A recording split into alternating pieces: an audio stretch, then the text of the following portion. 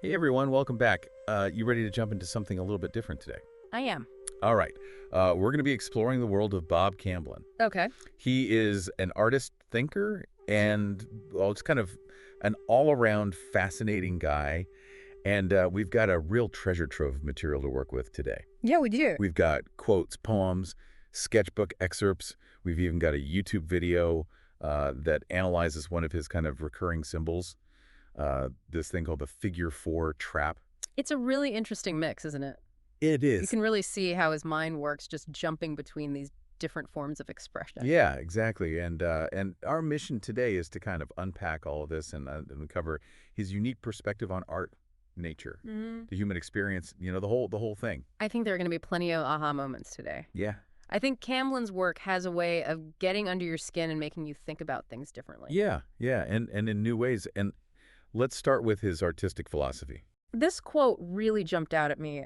He says, "Art is not just images. Art for art's sake has become art for life's sake, or art for my sake, or art for survival's sake." Mm. What do you make of that? Well, it's a bold statement, isn't it? It is. He's rejecting this idea that art should exist in a vacuum. Right. Separate from life, for Camblin, Mm. art is deeply personal, and it's about, finding meaning in the world around him, making sense of things. So it's not about creating something beautiful just for the sake of beauty. Not necessarily. I think it's more about using art as a tool for living a more authentic and meaningful life. It's a art for survival, as he puts it. That makes me think about his connection to nature, Yes. which comes up constantly in his work, especially his poetry, like this line, "Bright day and I soar, how cruel that my soul is attached to this earth, and yet Right. there's this yearning, but also this deep appreciation for the natural world." Absolutely. Nature is more than just a pretty backdrop for Camblin. It's a source of inspiration. It's a mirror reflecting human experience, Yeah. and he even weaves it into these seemingly random observations. Yeah.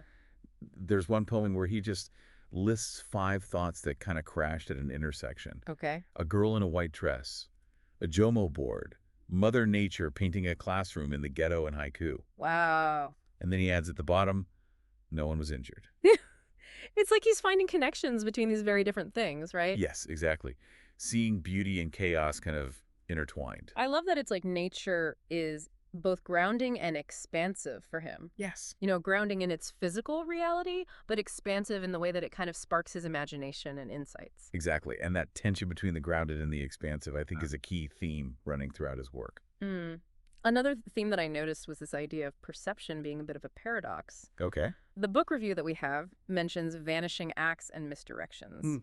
In his work, what do you think he's getting at there? I think Camblin is fascinated by how easily our senses can be fooled. That what we see isn't always the whole truth. Right. And that true seeing requires us to look beyond the surface, Yeah. to question our assumptions about reality. He says the real seeing has its own property of deception. It becomes a whirlpool of relationships going in all directions from the point of entering. It is like trying to look at a scratch on your cornea. Art is the partial retention. What do you think about that? It's like the more we try to grasp something, the more elusive it becomes. Yeah. He's not giving us easy answers. Right. He's inviting us to question, explore, embrace the mystery. Yeah. It's a very Zen approach. Speaking of Zen, Yeah. that brings us to this figure four trap imagery Right. that the YouTube video dives into. And it's clearly more than just a simple survival tool for him. The video does a great job of unpacking the symbolism. Yeah. It connects the trap to rigidity, fear of change, and this potential for both breakdown and awakening. There's a really powerful quote in there. It says, "Whatever is rigid is set to break. Whatever is yielding can endure. Pain is the touchstone of growth. But what if this trap is not breaking? What if it is awakening? It bleeds, yes, but what does that mean?" Wow. It seems like he's saying that the very things that we use to protect ourselves can also trap us. It's a powerful image. It is. The trap is this metaphor for our own defenses, the ways that we hold ourselves back from experiencing life fully.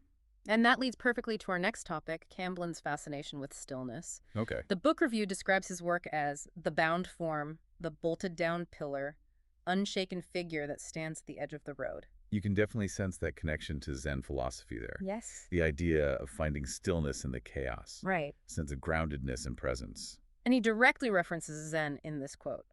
Zazen, the aimless mind, focuses itself. Mm. He seems to be drawn to the power of stillness both in nature and in art. He contrasts it with movement in interesting ways, Yeah. like when he writes about clouds circling a tower, Mm. as if we, again, were the intruders. Mm. Or this line, not a leaf moves, and yet we all feel the cool breeze. Right. It's like he's saying that true stillness isn't about the absence of motion, but about finding a center amidst the chaos. It makes you think about the value of meditation, taking time to simply be present with ourselves and our surroundings. Yes. In a world that's obsessed with constant motion, what might we gain from embracing stillness? That's a powerful question. It is. And I think Camblin's work offers some intriguing answers. But before we get into that, let's take a closer look at his creative process. How do you picture him working with all this talk of stillness? Yeah, how do you picture him working? With all this talk of stillness, you might picture him like this super disciplined Zen master, meticulously planning out every breaststroke. Yeah, totally. But then you look at some of his sketches and quotes, and there's this playful, almost mischievous side to him as well. Yeah. Right, right. Like there's this one quote where he says, "Your ego hidden and following you as gracefully as a goldfish's shit, folded under the waving tail." How neat that thought is. Yes. It's so unexpected, and it's a little bit jarring. Right. But it also reveals this sense of humor, this willingness to not take himself too seriously. I think that's so important. Yeah. Even when you're dealing with these really profound themes, a little bit of humor can go a long way. It can, and that playfulness also comes through in his exploration of different mediums and techniques. Oh, for sure. He's not afraid to experiment to push boundaries. We're talking everything from traditional sketches to found objects, even these cryptic figure four traps that are both physical objects and metaphors. Yeah, it's Yeah. interesting. It is, and there's this one quote that I think gets to the heart of his artistic philosophy. He says, "Just as you arrive at a technique that allows you to do the concepts that interest you, you become aware that in this disposable art culture, that the novelty is part of the looking. So ideas can change, but the viewer demands new techniques from the artist if he is watching him for a period of time. The artist is caught in a dilemma the technique allows him to produce, but the society is quickly bored if they aren't new. Stay anonymous and you are free, at least from friends." Wow. What do you think about that? It's like he's wrestling with this tension, Mm. between artistic integrity and the demands of the art world. It is. It's a real dilemma for any artist, isn't it? This pressure to constantly reinvent yourself, Yeah. chase trends just to stay relevant. Yeah. But Camblin seems to be advocating for a more timeless approach. Yeah. One that's driven by personal vision rather than, this need for external validation. It's like he's saying, I'm going to do my thing whether it's popular or not, Right. which takes a lot of courage. Right. It does. And that brings us to another fascinating aspect of Camblin's work, his exploration of language and communication. Yes. He seems to have this kind of love-hate relationship with words acknowledging their power, Yeah. but also recognizing their limitations. Like in this quote, writing started as pictures nonverbal communication. Our syntax inhibits concepts that are not logical and linear.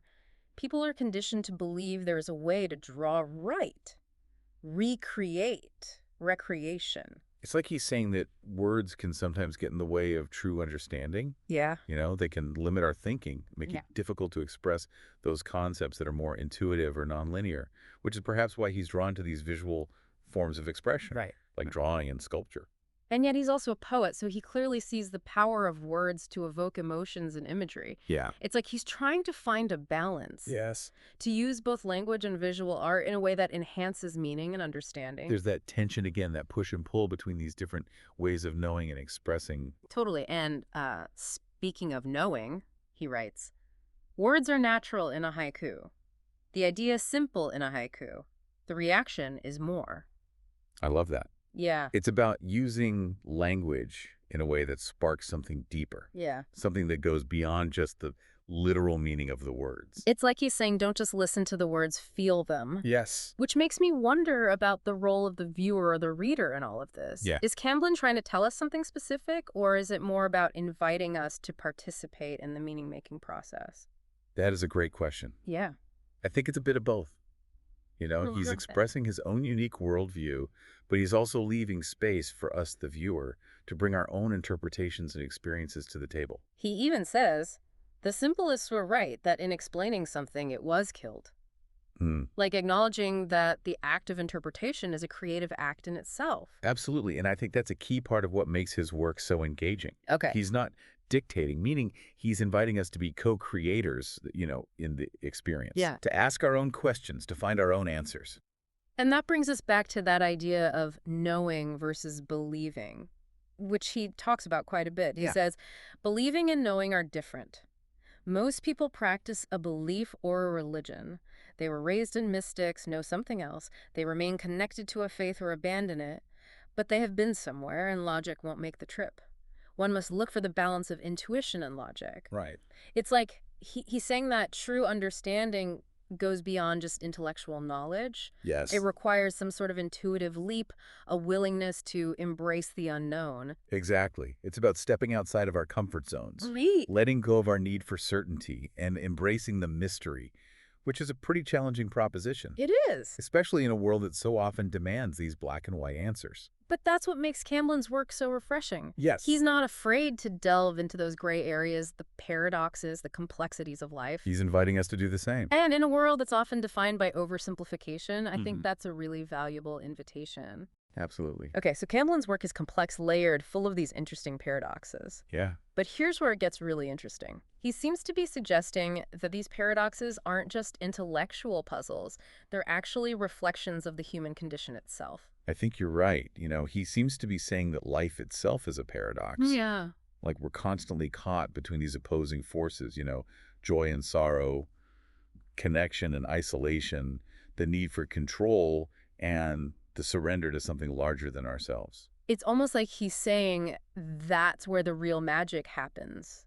In those spaces between those points of tension, that's where we find growth and creativity and meaning. Exactly. Instead of trying to, smooth everything out or force it into neat categories, Right. he's embracing the messiness, the contradictions. Yeah. It's like he's saying, find the beauty in the paradox. And he has this great quote that I think captures that perfectly. First chaos, then order, chaos, order, or vice versa. It's like a mantra for navigating the complexities of life. And it's also a reminder that there's no one right way to do things. No single path to enlightenment. Right. We're all on our own unique journeys, constantly evolving and making sense of things in our own way. Which brings us back to that idea of doing your own thing, Yes. which Camblin seems to be a huge advocate for. He is. But what does that actually look like in practice? Yeah. Is it just about following your bliss, or is there something more to it? I think it's about finding your own unique place in the world, your own way of contributing to the larger whole. It's about recognizing your own strengths and passions and using them to make a difference, however big or small that difference may be. I love that. And it connects back to his idea art as a form of survival. It's Right. not just about expressing yourself. It's Oh. about actively engaging with life. Making your mark on the world in a way that feels authentic to you. He puts it this way: the artist today is the only free agent. He is not committed, except so much as he desires it. So it's about claiming that freedom, that agency, not waiting for permission, but creating your own rules, being the change you want to see in the world. Exactly. And maybe that's part of what makes Camblin so appealing. Yeah. He embodies that spirit of creative freedom and encourages others to do the same. And he doesn't shy away from kind of poking fun at the whole art world while he's at it. No, he doesn't. He calls a critic a legless man who teaches running, which I think is hilarious. And then there's this one nostalgia, like guests and fish shouldn't be kept too long. There's a sharp wit there that I find really refreshing. Right. It's like he's saying, hey, let's not take ourselves too seriously. Let's just enjoy the ride. Exactly. He's a deep thinker, but he doesn't get lost in the seriousness of it all, Right. He invites us to laugh along with him, to find the humor in the absurdity of life. So as we wrap up this deep dive into Bob Camblin's world, Yeah. what are some of the key takeaways that stand out to you?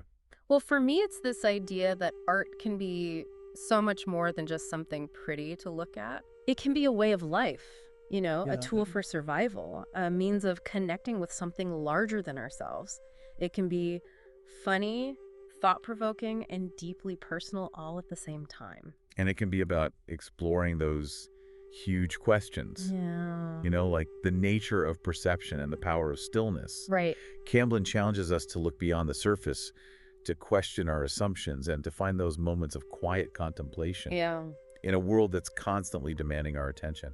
And for me, one of the biggest takeaways is this idea of embracing the paradox, Yes. recognizing that life is full of contradictions, Right? and that it's okay to not have all the answers. In fact, maybe that's where the real learning begins. I think that's a message that resonates deeply with Camblin's work. It's Yeah. about embracing the messiness, Yeah. the uncertainty, and the beauty of it all. It's been such a pleasure exploring his work with you. Likewise. But I think it's important to remember that this is just a starting point. Oh, absolutely. There's so many layers to uncover. Yeah. So many questions to explore. And I encourage you, dear listener, to do just that.